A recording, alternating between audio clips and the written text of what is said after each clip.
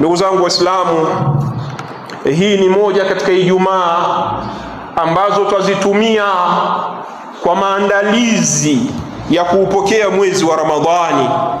Hatuna uhakika ya kuwa tutafika, lakini twamuomba Allah kwa uwezo wake atuwezeshe. Twamuomba Allah subhanahu wa ta'ala atuwezeshe, atupe uhai na atupe afya zilizokuwa njema kwa kudiriki mwezi mtukufu wa Ramadhani.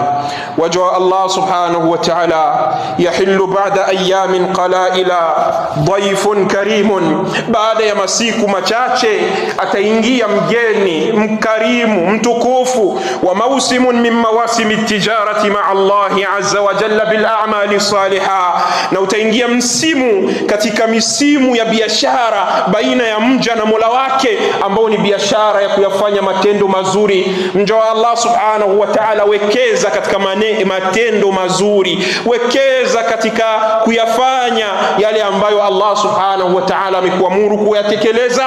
Wekeza katika hilo, utapata faida iliyokuwa kubwa. Mja wa Allah subhanahu wa ta'ala, unakuja mwezi wa Ramadhani ambao utaingia kwenye siku chache zilizopo mbele. Shahru Ramadhani alladhi unzila fihi alquran, mwezi wa Ramadhani ambao Allah subhanahu wa ta'ala aliteremsha Qur'ani ndani yake. Haya ni maneno yake Allah subhanahu wa ta'ala, anasema ya kuwa shahru Ramadhana, mwezi wa Ramadhani, alladhi unzila fihi alquran, ambao ndani yake Qur'ani imeteremshwa, hudan linnas wa bayinatin min alhuda walfurqan, ikiwa hiyo Qur'ani ni uongofu kwa watu na ni yenye kuweka ubainifu na kuwatofautishia watu baina ya haki na batil, kuwatofautishia watu baina ya njia mbaya na njia iliyokuwa nzuri. Bila ya shaka huo ni uongofu. Na amesema Allah subhanahu wa ta'ala, dhalika alkitabu la raiba fihi hudan lilmuttaqin, hicho ni kitabu ambacho hakina shaka ndani yake, ambacho ni Qur'ani,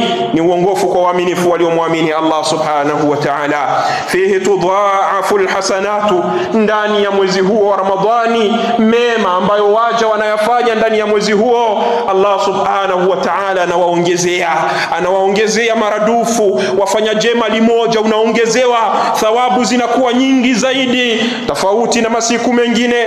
Wafihi turfa'u darajatu, na ndani ya huo mwezi wa Ramadhani daraja, waja wanainuniwa daraja na Allah subhanahu wa ta'ala.